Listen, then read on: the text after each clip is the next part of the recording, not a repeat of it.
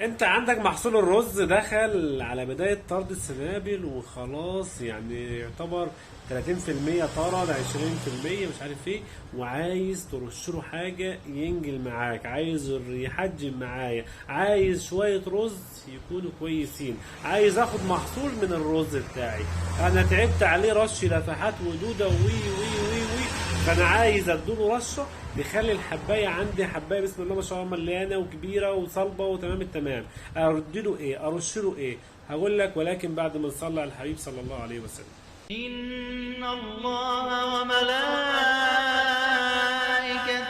يصلون على النبي يا أيها الذين آمنوا صلوا عليه وسلموا تسليما.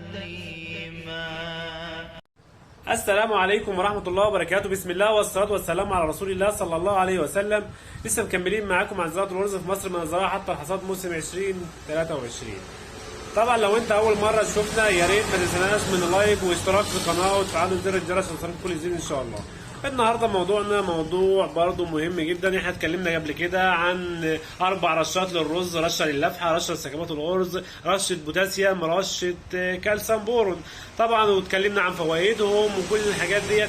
هسيب لكم الفيديو بتاعهم في النقطه في الاي اللي فوق ديت، تمام، او اسيبه لكم في صندوق الوصف اسفل الفيديو، تمام، اللي هو 4 رشات للرز. المهم طيب دلوقتي انا عندي الرز داخل على بدايه طرد سنابل وعايز رشه مغذي كويسه تنجل معايا. اديله ايه؟ هتديله بوتاسيوم بورون مع شويه زنك مخلبي مع جراس جبريليك. الرشه دي هتحجم معاك تحجيم بسم الله ما شاء الله. مع الجبريليك هيعمل معاك استطاله، مع الزنك يديك نمو خضراء ويديك صلابه في الحبايه، تمام. بعد كده تمام. وبرضو عايز عندك خايف من الرقاد والجامد الرز يرجد منك والكلام ده كله، وعايز تزود العقد وتزود الحبوب واللقاح والكلام ده كله والتلقيح، يبقى هترش كالسيوم بورون. طبعا احنا اتكلمنا في الحاجات دي قبل كده وعملنا فيديو بيها، بس تواصل معانا متابع لينا من طنطا. طبعا هو رش لللفحه ورش للدوده، فشاف الفيديو بتاعنا اللي احنا قلنا 4 رشات للرز. قال لي يا باشمهندس ممدوح انا عايز رشتين البوتاسيوم والكالسيوم بورون اللي هو للرز عندي فدان ونص. تعالى هوريكم هو واخد ايه عشان يرشه معانا، وبعد كده ربنا يسهل الحال ان شاء الله. طبعا هو واخد اجري بوتاسيوم تحجيم 36% سطرات واسيتات، يعني انت 36% اكسيد بوتاسيوم في صوره ثلاثي سطرات واسيتات، يعني ده في صورتين سطرات واسيتات. وواخد معاه كيلو زنك مخلبي 14%، معاه حديد ومنجنيز وسلفر اللي هو النحاس، ومعاه احماض كربوكسيليه 10% ومش عارف ايه وكلام من ده، تمام. وده معاه جبريليك، جراس جبريليك 10%. دولت رشه، تمام. دولت رشه البوتاسيوم. الرشه الثانيه اللي هو الكالسيوم بورون، اللي هو وعلى فكره مش كالسيوم بورون لوحده، اللي هو نيو جولدن كال، تمام. ده شركه هارفست.